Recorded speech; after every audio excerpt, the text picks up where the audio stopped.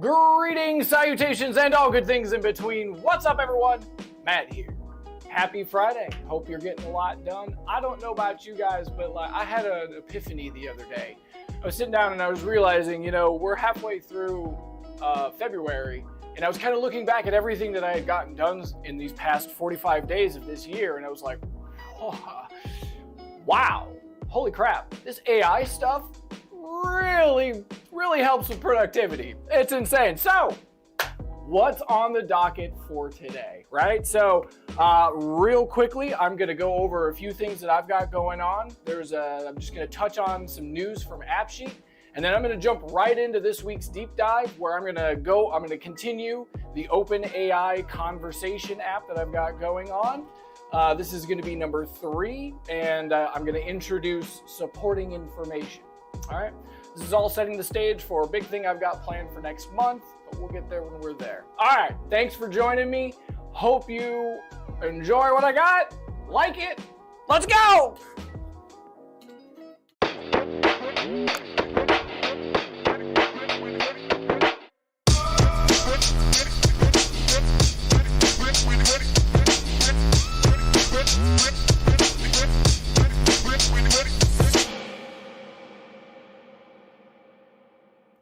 All right, starting it off today, the first thing I'm going to cover is just kind of some updates about what I've got going on with my thing that I've got going, right? So I'm working on that answer portal, right? Still early days, there's a long way to go with that, but it's finally to a point now where I've got some bits and bobs inside there that make it worthwhile, that will actually be helpful at this point. I'm opening it up for apprentices. So if you head on over to multitechvisions.com/answers, and you go to the subscriptions side of the support tiers, I believe. Yeah, support tiers is the word. Go there. There's an apprentice tier that is available over there. If you sign up for that, I have a secure app that I'm working on a video that I'll put out that kind of shows everything that this thing can do. But so what do you get? Regular monthly meeting with me, either 1 hour or 2 hour, your choice. Goals. So I've built a very standard goal tracker for right now, but the whole idea is this is a system that you and I have access to. So I can see the goals that you're working on, right? And then I can give comments and I can give advice and give you steps 1, 2, 3, 4. This is what you need to do in order to get that goal. Maybe you say, I want to get this done in 3 weeks, but I look at it and I'm like, there's no way it's going to get done in 3 weeks. This is more like a 7-week process. So I know we can make little modifications like this and get on the same page. When we have meetings coming up, you can you can create a topic list of what you want to talk about, right? I've got a really nice little Gantt chart that I've built inside this thing so that you can easily see how long, what part's going to take up what. And again, I can see this on my side too, and then we can get comments going back and forth. And then eventually, the thing that I'm kind of working on right now, it's real mess, right? It's a real work in progress right now, is the skills side of stuff. That, just kind of ignore what's there right now. There's a lot coming down the line. But all of that is available for my apprentice support tier subscribers. Head on over to that. Sign up if you want. Should be good days. All right, the other thing that I'm going to touch on before I get into some AppSheet news really quick is what I'm going to cover for next week. So I'm trying to schedule things out a little bit more and put some structure into this YouTube stuff, right? So next week is going to be the last. Music just started. I'm like, what's that? Next week is the last week of the month, and so for that one, what I'm going to do is I'm going to take some time and I'm going to answer a whole bunch of questions that have been coming in. I've got a lot of questions on YouTube and through email, through the answer portal, through a whole bunch of various places, and I'm going to kind of aggregate all those together, find the really good ones, and spend an entire episode just kind of diving into those. So if you would like me to spend some time on a topic that you're interested on, put it down in the comments below. This is where I'm just taking all the comments from YouTube. That's what you want. Put it down there. I'll cover it. All right, so that's what I'm doing next week. And the week after that, which is the start of next month is where I'm going to continue this OpenAI conversation thing that I've got going on. But we're going to get really complicated with it. More to come in the future. All right, that's all I got for this. Let's move on.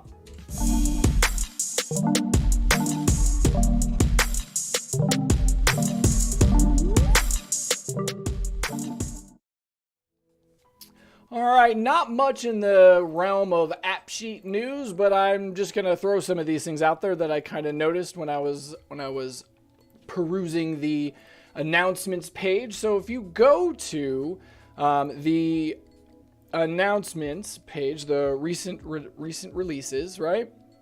There is this thing in there. That's a bit too close. Can I get it perfect? Nope. No, that's good enough right there. So AppSheet is replacing the term white label. They are replacing that with the term branded apps. So anywhere that you're looking around, if you're trying to find information about white label, right? Because maybe you're from back in the day and that's what's in your mind, it's all going to be branded apps now. So just so you know, keep that in mind, something to keep in your mind when you're trying to find the information. Little thing. The other thing that I want to touch on is the new desktop experience, right? Every day there's like a host of bug fixes and things that are coming out that they're fixing for the new desktop experience. And it's really to a point now to where I've started using it, not for some mission critical apps, but for some of the, not so important type of things. I've started using it for that. And it's really to a point now that when you turn that off, kind of sucks.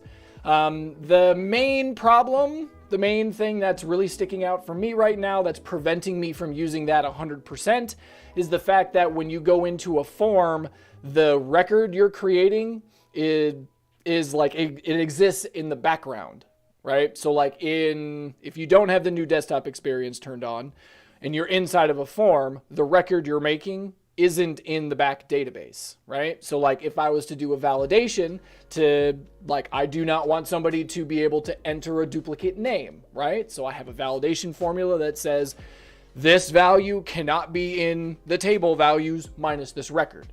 The problem you run into is that when you run that in the new desktop experience, that new record is in that thing. And even though you said to take it out, somehow it's magically inside there, and it causes a problem. And so your validation fails and you can't move on. That's really the biggest problem that's facing the desktop UX right now. And it looks like it's kind of turning into one of those seesaw bugs. You may be familiar with this term that I've used in the past. I use it to refer to elements of the AppSheet platform that they fix and then they do a deployment and it breaks. We tell them about it, they fix it, and then they deploy it and it breaks. And then we tell them about it and they fix it and then right, you get what I mean? It's a seesaw. It's just back and forth, back and forth, back and forth. It kind of looks like this is turning into that, where like maybe the thing to do is to try and find some formula workaround that you could just throw that on all the time and this seesaw thing can do whatever it's doing. It could be broken or not, doesn't matter, and it's just solved. So I'm kind of looking for something like that, but I've yet to find it because it just keeps causing problems. So that's all I've got for the desktop stuff. Let me know your comments. Are you using it? Do you have problems? Do you like it? Do you hate it? Like, I'm curious to know what you think. Let me know down in the comments below. All right, I said it was going to be really quick. Let's dive in to the deep dive.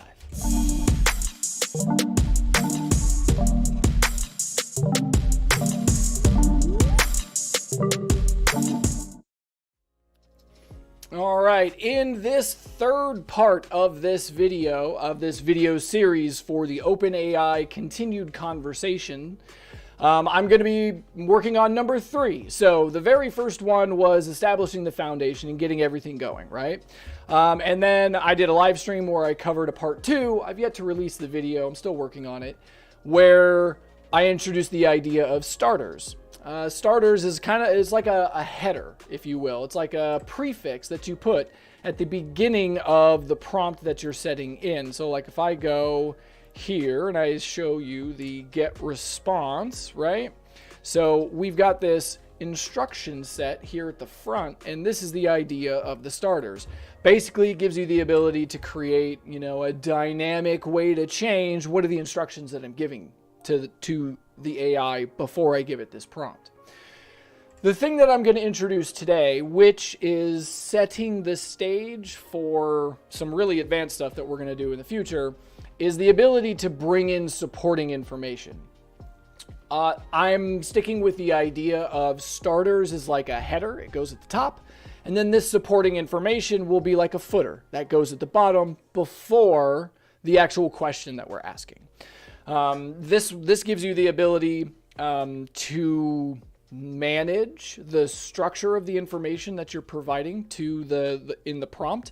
Because if you've started working with this AI stuff, you've really started to kind of figure out that the words that you use and the order of the words really matters. It hyper specific. In fact, I was working with one of my clients and we had spent a couple of days kind of coming up with this instruction set so that it was really tight it was really tight for what it did. And it always worked. It was always working. Generally. And then there was a typo in the prompt that we sent them. The typo was that the first word of the last sentence started with a question. It started with the word what. So it wasn't supposed to be that. It was a complete typo. It was supposed to be the word blood, because then it was like blood pressure, blah, blah, blah, blah, blah. But the typo was the word what. Okay. The fact that the very last sentence in the prompt and the first word of that sentence was a question word threw this thing completely off the rails. Because we had this thing to where it like wasn't answering questions, it was just like doing a thing. And the fact that it had that question word in there completely threw it off. Even though we had like instructions on what it was supposed to do, the fact that the very first word of the last sentence was a question threw it off. So you've probably found certain things like this to where like the order of the words and the actual words that you're using and the formatting of the words is hyper specific. So introducing this idea of I've got like instructions here and then now I'm going to introduce another thing down here just before the message, but after the thread history where it contains information. This could be other instructions that I want to provide to the AI. Perhaps it's formatting instructions. So like my primary instructions is this is what I want you to do. And then I've got a thread history and then it's like, and then I can provide it. These are the formatting instructions of what I want you to do. So like for instance, in AppSheet, there's some specific things like there's only certain block quotes. There's only certain markdown tags that are supported. Same for HTML. There's only certain tags. So if it tries to do something else, it's not going to work. So you have to tell it, you can't do this, you can do that, blah, blah, blah. This is a good spot for that. Another thing that you can use this for is that since this comes just before the actual question that you're providing, it gives you the opportunity to add in extra newer information, right? So one of the difficulties that's largely faced when you're working with a system, especially right now, is that the models at OpenAI, their knowledge was cut off at June 2021. So they're a year and a half, almost 2 years old now, right? So there's a lot of new information that's come out since then about whatever. And so this idea of this supporting information that comes just before the question, but after everything else, right? Gives you a nice place to update some information. Be like, oh, FYI, there was a new thing that came out. It does this. This was just discovered. It doesn't do that. You know what I mean? You can kind of correct the AI in some of its false assumptions that it has because it's got old information. All right, so that's the idea of what we're trying to do with this supporting information. Let's dive in and get to it. All right, so I have made a copy. So this is a copy of the version 2 that I had out, which I know is not available for copy yet, but it will be. I'm working on it. Basically, all I did was copy that one, and the difference between 1 and 2 is that number 2 has the introduction of the starters. So what I'm doing is I'm now going to introduce another table. So let's go to the data source and add in another table. All right.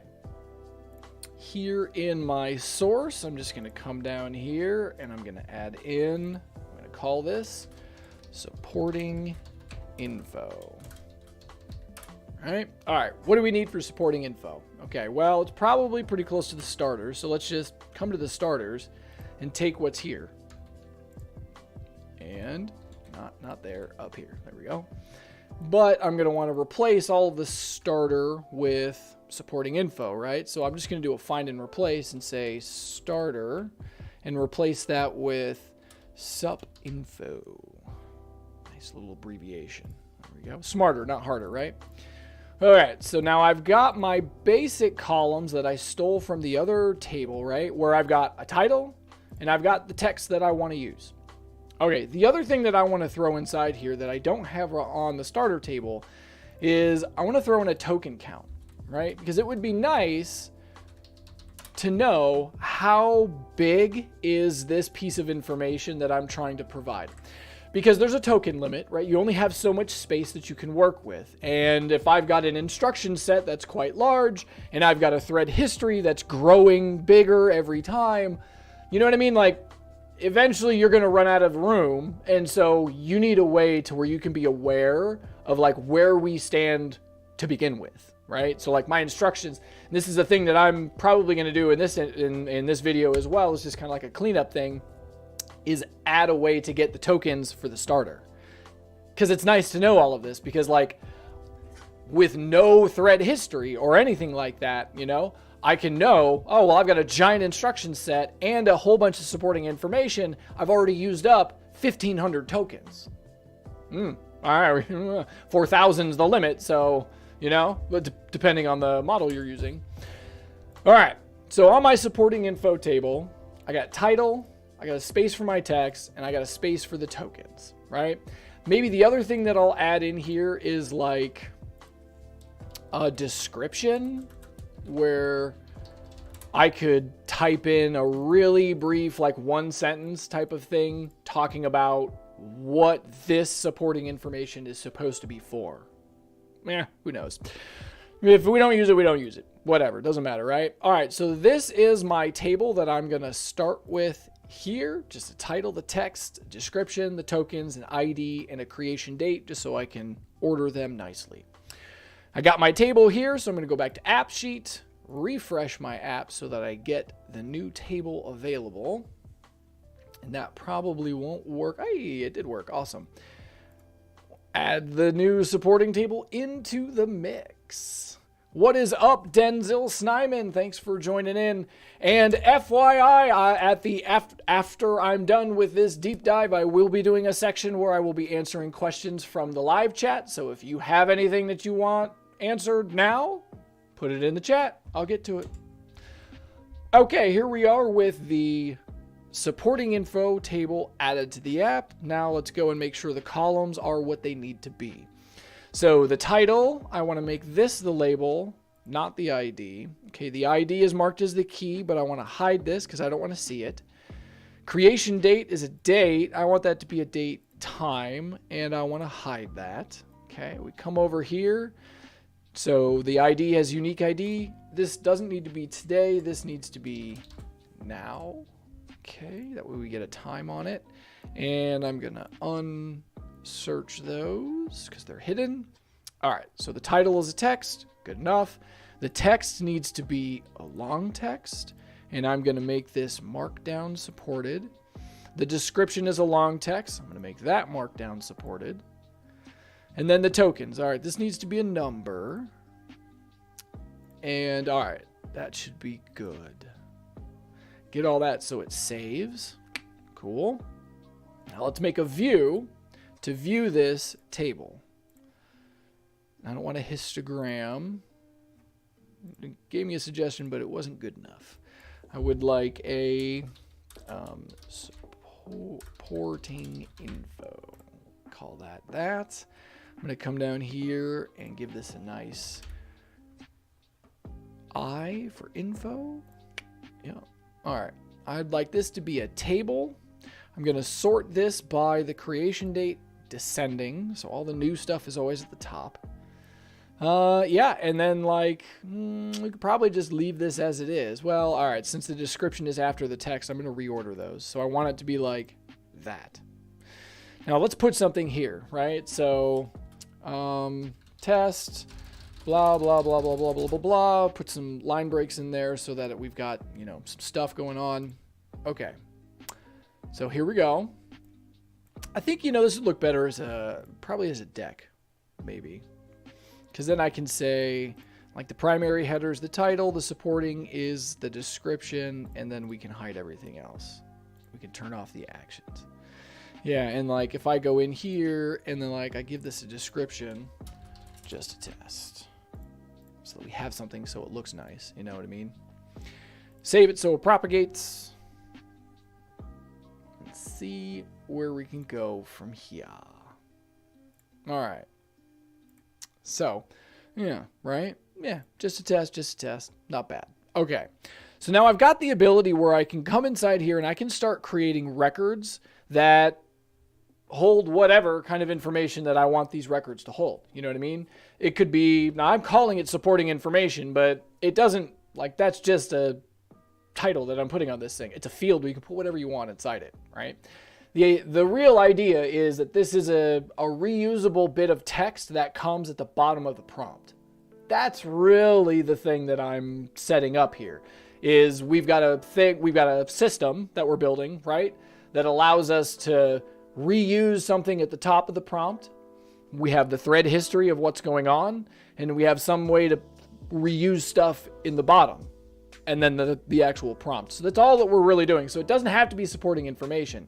Like I said, this could be anything. It could be another set of instructions that you put at the bottom, like reminders of something, whatever you wanted to do. But we got the space to put that sort of details here now. Okay, that's part one. Right? The ability to add data into the mix. So like I'm going to create a real one here. So in AppSheet, I've specified that if we go back and I show you on the messages table, right, in the response, it's long text. And I've specified, well, okay, I haven't, but I will. I'm going to specify that it can use Markdown here. Okay. So now that I've turned on the ability for the AI to return Markdown. You saw I could do HTML there too, but that's a different thing. We'll talk about it later. So the AI can use Markdown now, right? But I have to tell it what it can do and what it can't do. So this is a perfect example of what the supporting information is good for. I can come in and I can create a new supporting information, and I can call this Markdown. I'll call this supported Markdown. Right? And now the thing that I'm going to do is I know that there's only certain things that are supported. So I'm going to go to the community and I'm going to look for rich text. Yep. And so on this preview thing, on this announcement one, somewhere in the middle, yeah, here we go. So here's all of the HTML tags that are supported. And then here's all of the Markdown that's supported. Okay, so I want to take this list, copy that, and I'm going to put that basically inside here. All right, now let's clean this up a little bit, give this some instructions. So this bit right here that I'm putting inside this supporting info text box, this is the thing that I'm actually going to send to the AI. This is the actual bit, right? So what do I want? So this is when responding, you may use Markdown to format the text. The following is supported, right? And then like I'll make this bullet point, and now it's a list of all of this stuff, just like that. And then I'll give this a supported Markdown. Instructions on how to use Markdown. Yeah, something like that, right? Okay, so that's the idea. So now you see where I'm going with this. Now, anytime that I wanted to tell this thing that it could use Markdown, I can just include this inside the prompt. So let's make a way to include this inside the prompt. What do I need to do? All right, well, if I'm talking about I need a way to select something, then that means that I need a field where I can make the selection, right? So the easiest place to put that is inside the messages place, because that's where the person's typing in what they want. So it makes sense that that's a good place for them to say, this is the stuff I want to include as well. So let's go to our table, go to the messages, right? And come inside here and we can say, so right here, I've got a column for where they can select the starter. And so I'm going to add something right after this where it's going to be the message supporting info. Just like that. Yep. Wait for it to save. Come back here, messages, regenerate the table to grab the new column. Cool. So this is going to give us the ability to select what kind of information we want to use, right?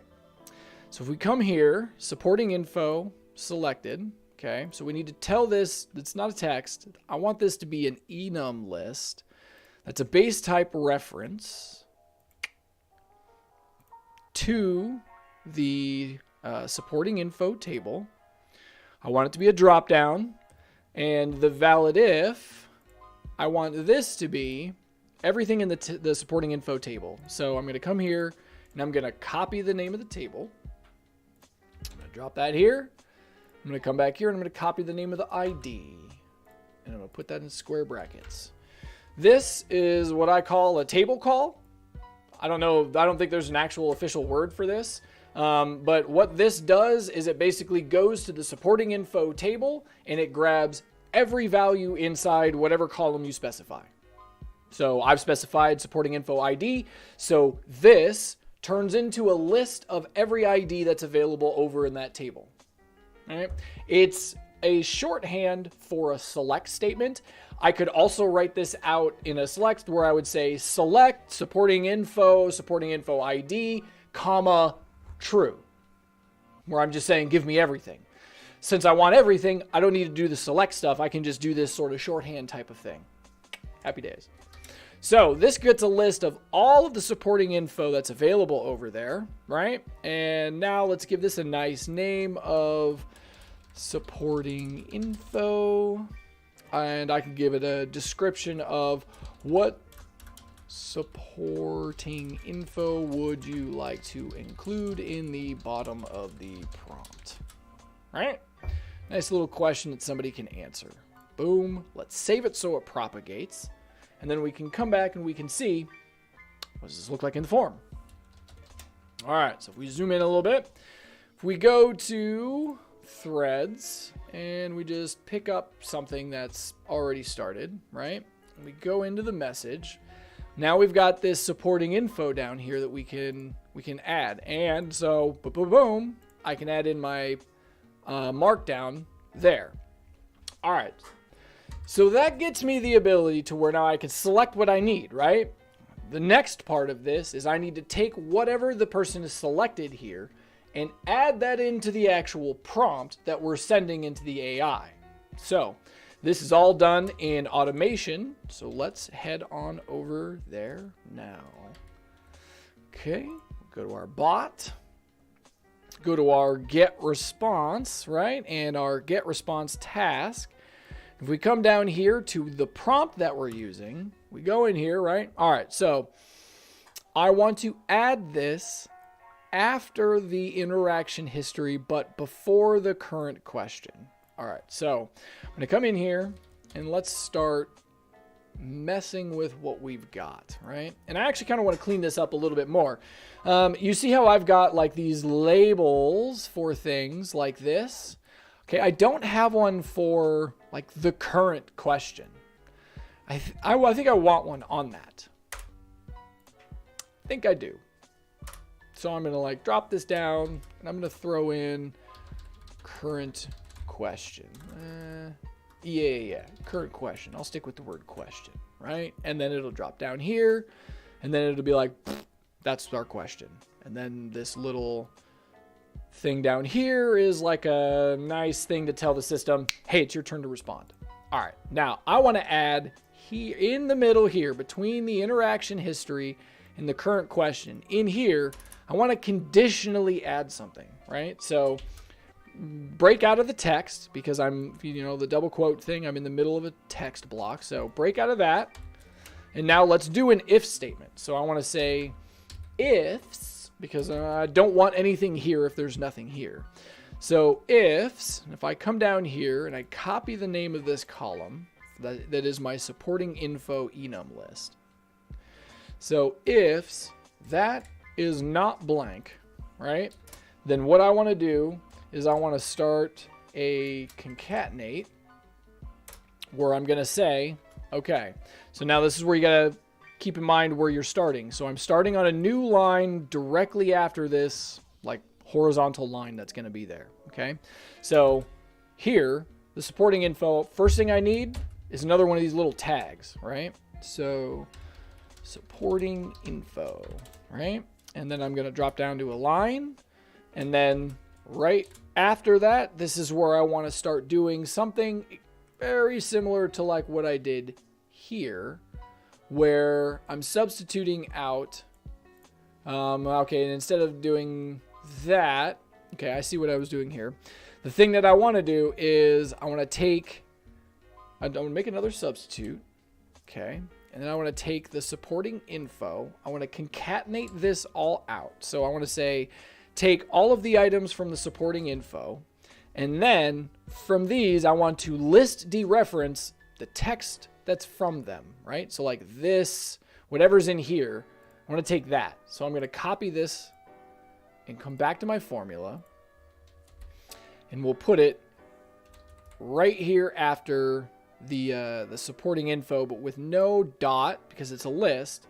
If we close the concatenate, that will write out this whole thing with a space, comma, space as the separator. Okay. So then I can come in here and I'm in a substitute now, and I can say, so substitute out the space, comma, space for a line break. So instead of just doing a space, comma, space, now it's going to drop to a new line. So every new bit of supporting information is on its own new line. Cool. I think that's good enough for me for now. So I'm going to drop down. We will close the concatenate and close the ifs. Okay. And then we will open the quote that we're on and make sure we're good. All right. So now if this doesn't exist, right, then this quote and this quote are right next to each other. We can preview what that would look like by just like coming here and hitting delete. So this is what it will look like otherwise. All right. So I want to get rid of one of these extra line breaks. So like that. Okay. Now if I preview what this will look like, so I come here, delete that. That's what it'll look like if there is no supporting info. And this is exactly how I want it to be. Perfect. All right. So now this, wait for it to turn green. All right. So happy days, man. This is starting to look pretty good. So what do we got here? My prompt that I'm sending. I see what I'm doing. Hold on. Let me get back to here. There we go. Hey, here we go. All right. So we look at our prompt. What do we got? We've got our instruction set all the way up here. We've got our interaction history. We've got any supporting info that currently may be there, right? If it's there, it's there. If it's not, it's not. Cool. And then our last question. Cool. Now the thing we got to do now is test all of this and see if it works. There we go. Save this, and see if we broke something. Nope. All right. So it seems happy. All right. So let's go over here and try it, shall we? So if we go to threads, what is this? Okay, so this is what is AppSheet good for in the office? And then the second question is, how can I use it to keep track of my timesheets? Okay, and now I want to say, okay, give me a quick bulleted list of the primary uses I could employ. Right? And I'm going to include the markdown bit. If we kick that off.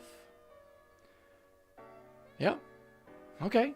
All right. You see how it's taking a while. Anytime that you're working with this AI stuff, anytime that it's sitting here and it's chewing on it for a minute, It's always a good sign. That means it's probably working. All right. Give me a mark.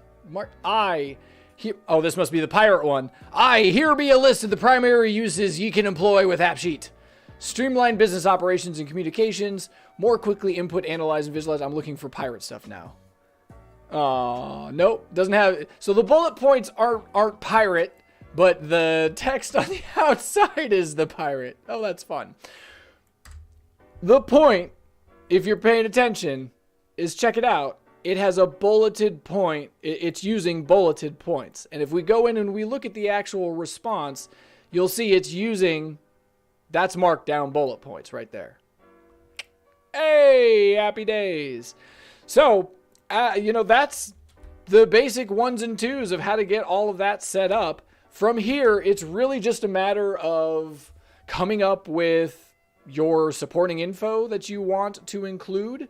Which again could be not supporting info. It could be instructions for whatever you want it to do. Happy days. It really kind of dawned on me the other day that the system that this app is basically like an AI prototype. It's an AI prototyping system, which if you think about it, in this day and age with, the AI, is a real hot buzzword and all that, it's a very valuable thing. And, I'm just giving it away. Fuck it. Who cares? It's an AI prototyper, right? So you can use this system to come up with your instruction set that you're trying to, if you have an idea for, hey, we could use this OpenAI thing to do something. This system that I'm showing you how to build right here is basically a way for you to prototype that. You can go in there and create an instruction set and then start a thread and start running through it and see how it goes. And if it goes sideways, you can copy that starter, create another one and change it. You know what I mean? And where are we going? Where does this lead to? Right? And you can keep iterating on things. You could take a thread that you ran through one and you could run that exact same thing through a different starter over here. So you can get an A/B test going on. This OpenAI Convo sample app that's available, and I'm gonna bring number 2 and number 3 online here in the next week, is a way for you to legit hardcore sit down and develop an AI system that you could then bring to market. I have several. As soon as I started showing this to some of my clients, they jumped on it. And you should see the stuff that they're starting to come up with. It's what a good time to be alive. Just say that. What a time to be alive. All right, that's all I got on this one. Let's move on to the next one.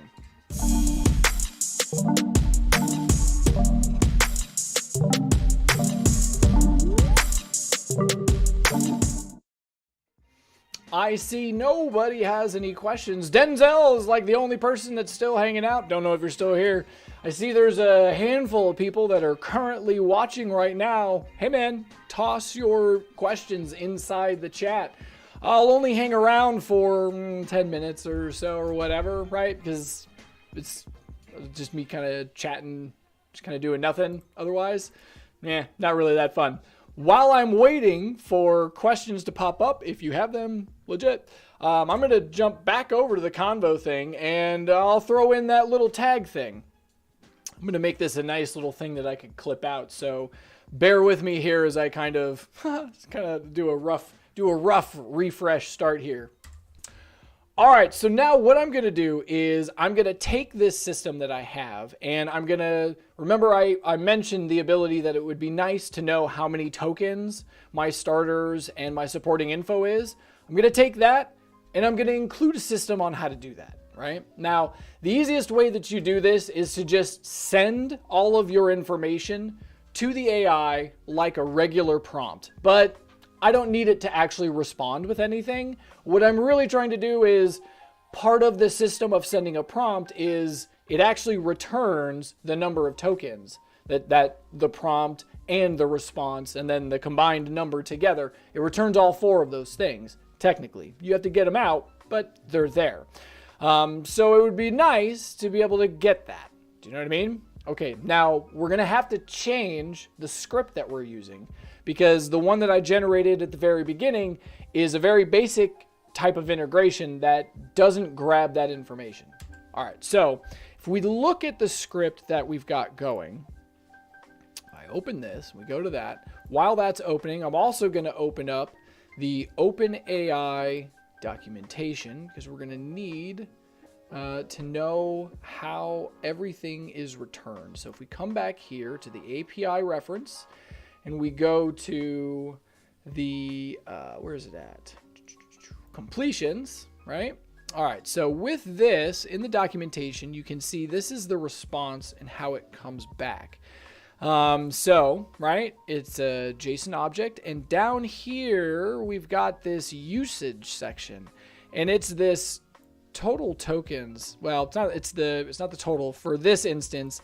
It's the prompt tokens. The number out of this corresponds to the number of the tokens that are inside my starter or that are inside my supporting information, right? Minus whatever kind of instructions I'm throwing around it so that it only gives me whatever. We'll get there. So I got to get this out of the response. But if we go and we look at the script, right? Okay, so if you look down here and we go to the response, right? You'll see the completion text is something that we are, I did break out the total usage, but I just didn't do anything with it. Hey, okay, well then, I don't know, I totally did. I just haven't been recording it. Oh man, what do you know? Okay, so, all right, now that we don't need, I know we don't need to modify this. I was thinking that we had to. Okay, now that I know the script is okay, it's just the second item is the token usage. All right, so this is a lot easier then. So all we need to do is make a new bot and come in here and say, get, let's do the supporting info. Supporting info token count, right? And so we have new sup info, no count. So when a data change happens on adds and updates for the supporting info table, where two things. One, this supporting info is not blank, right? And the token count is blank. And I need to make sure that that doesn't default to 0 at the beginning. Okay, right. If that's true, I want this to run. All right, really quick, I'm going to go check that token count number column and make sure that it doesn't default to 0. All right, so tokens. Okay, it starts as a blank. Perfect. Just making sure. Okay, so back here on my bot. So when we submit a new record or we update a record on supporting info where the supporting info text is not blank, but the supporting tokens is blank, if that's true, then I want to get token count, right? And what are we doing to get the token count? We're calling a script. We're calling the very same script here. So I need to know, what did I call this? OpenAI ChatGPT.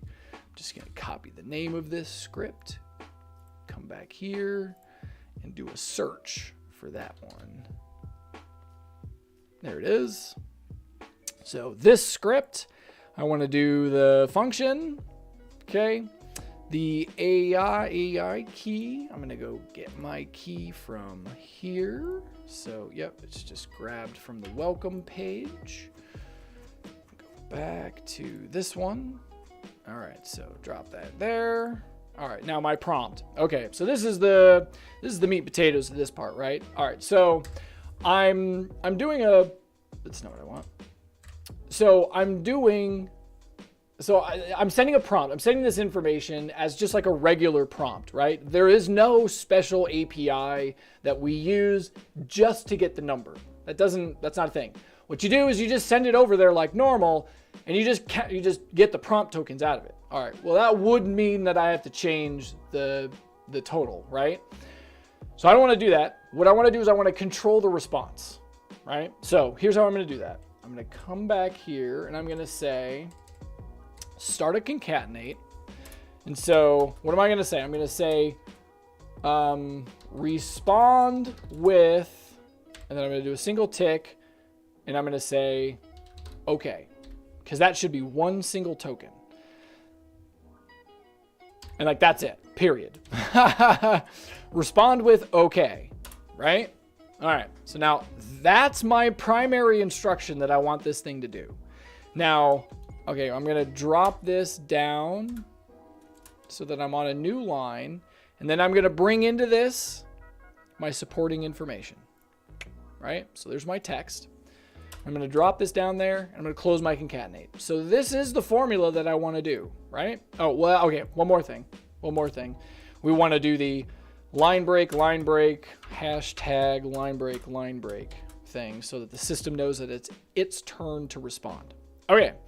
So now this should tell the thing, respond with okay. And you know, now that I think about it, maybe I want to put this as the last thing so that like we give this all of this supporting info, we drop to a new line, we tell it respond with okay, and then we drop down 2 lines and do this. Do you know what I mean? And like maybe I go a step further and I put this in stars like this in Markdown that makes that bold, right? So then it's like we've got all of this text, a line break, and then we have respond with okay. And then it's like, okay, now it's your turn.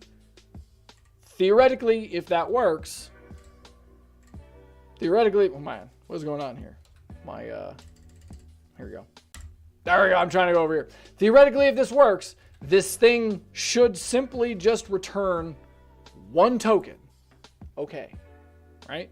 So now that means that like, okay, since I know what's going in other than the bit from the record, right? Since I know all of the text that's there, I can get the token count for that ahead of time and then subtract that number from whatever the thing returns, right? All right, so if I come back here and I go to this formula, okay, so I'm going to copy all of this extra stuff. I'm going to copy this.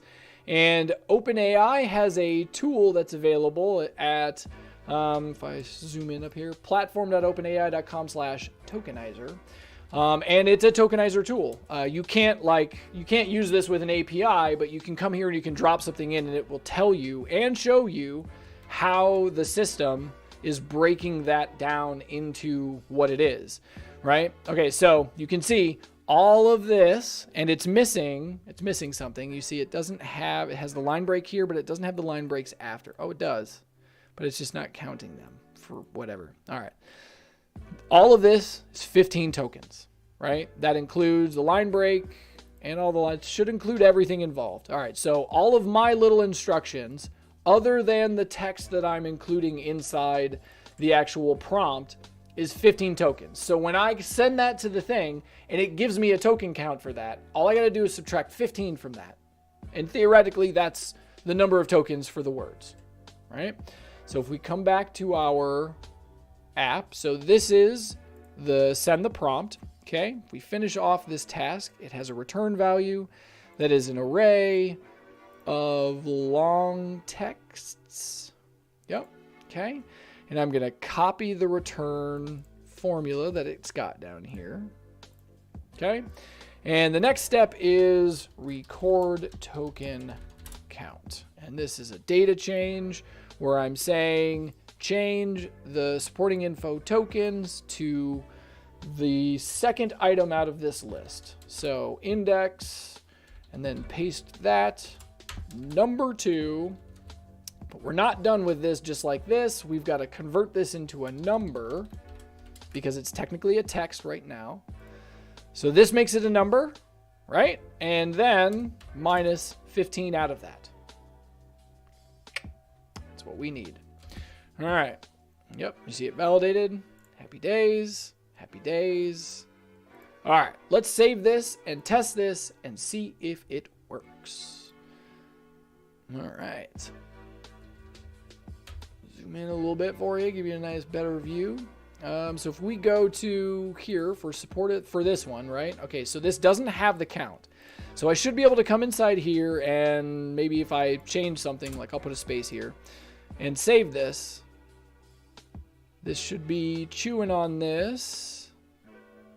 Maybe that was pretty quick. No, it totally worked. 55. All right, now let's test this and see if that number is right. So I'm going to copy, where could I copy that? Okay, yes, if I go to my prompt, if I come inside here and I hit the test button for this, this should give me, what does this look like? Yeah, for this whole thing. Yeah, right here.